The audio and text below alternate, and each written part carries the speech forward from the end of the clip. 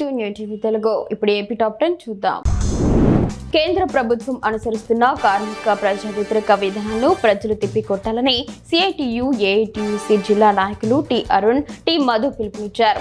దేశవ్యాప్త సార్వత్రిక సమ్మెలో భాగంగా రాజమండ్రి పేపర్ మిల్ గేట్ వద్ద కార్మికులతో కలిసి ఆందోళన చేపట్టారు. కార్మికులు పోరాడి సాధించుకున్న 29 కార్మిక చట్టాల్లో తొంగలో తొక్కి 4 లేబర్ కోడ్లను తీసుకువచ్చి కార్మిక చట్టాలు హక్కులను హరించాలని నాయకులు ఆరోపించారు. మహాశివరాత్రి సందర్భంగా శ్రీశైలం వెళ్లే భక్తులకు అసౌకర్యం కలగకుండా అధికారులు అప్రమత్తమయ్యారు. దోర్నలలో మార్కాపురం జాయింట్ కలెక్టర్ శ్రీనివాసులు వివిధ శాఖల అధికారులతో సమీక్ష నిర్వహించారు. భక్తులకు నిరంతరాయంగా తాగునీరు, మెరుగైన పారిశుద్ధ్యం, అత్యవసర వైద్య సదుపాయాలు కల్పించాలని, యాత్రికులకు సమాచారం అందించేందుకు ప్రత్యేక కంట్రోల్ రూమ్లు ఏర్పాటు చేయాలని ఆదేశించారు.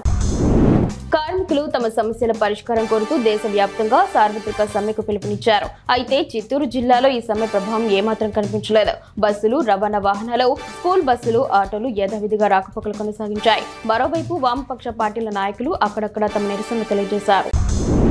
యాదమరిలో అంతర్వాహినిగా ప్రవహించే నీవా నది ప్లాస్టిక్ వ్యర్థాలు మురుగునీటితో తీవ్రంగా కాలుష్యానికి గురవుతోంది.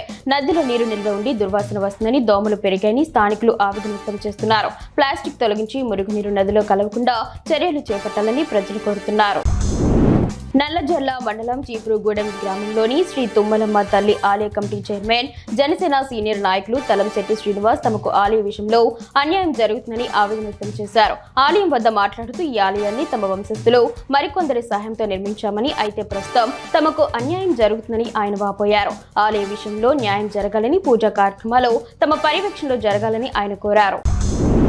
జంగారెడ్డిగూడెంలో వామపక్ష పార్టీలు, ప్రజా సంఘాల ఆధ్వర్యంలో దేశవ్యాప్త సార్వత్రిక సమ్మెను విజయవంతం చేయాలని కోరుతూ భారీ ర్యాలీ నిర్వహించారు. ఈ సందర్భంగా 4 లేబర్ కోడ్లను రద్దు చేయాలని, సమాన పనికి సమాన వేతనం ఇవ్వాలని డిమాండ్ చేశారు.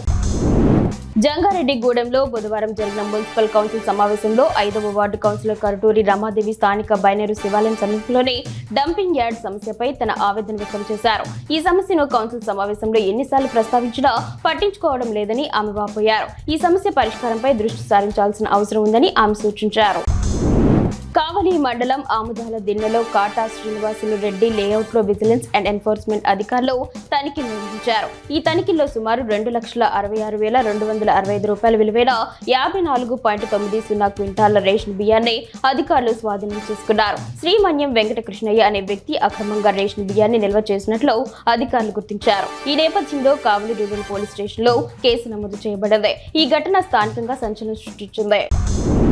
మదనపల్లి జిల్లా ఆసుపత్రి అత్యవసర విభాగంలో కేవలం 4 డాక్టర్లతోనే వెట్టి చాకరీ చేస్తున్నారని క్యాజువాలిటీ డాక్టర్లు అన్నమయ్య జిల్లా కలెక్టర్ నిశాంత్ కుమార్ కు ఫిర్యాదు చేశారు. గతంలో 10 మంది డాక్టర్లు పనిచేసేవారిని ప్రస్తుతం మెడికల్ సూపరింటెండెంట్ డాక్టర్ రమేష్ మరో 2 తగ్గించి 4తోనే విధులు చేయిస్తున్నారని తెలిపారు. లక్షల జీతాలు తీసుకునే 2 ఎముకల డాక్టర్లు ఏడాది కాలంగా అత్యవసర కేసులు చూడడం లేదని కూడా ఆరోపించారు.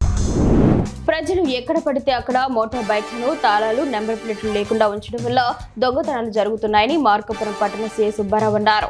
అనుమానాస్పదంగా తిరుగుతున్న వారి సమాచారాన్ని పోలీసులకు తెలియజేయాలని, సమాచారం ఇచ్చిన వారి వివరాలను గోప్యంగా ఉంచుతామని ఆయన తెలిపారు. ప్రజలు పోలీసులకు సహకరించాలని ఆయన కోరారు.